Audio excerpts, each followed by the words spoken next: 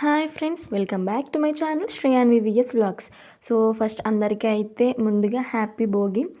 So ఈరోజైతే morning మా ఊర్లోకి గంగిరెద్దు వాళ్ళు వచ్చిళ్ళు, మా ఇంటికి వచ్చిళ్ళు అన్నమాట. మా అత్తమ్మ అయితే మంచిగా బొట్లు పెడుతుంది.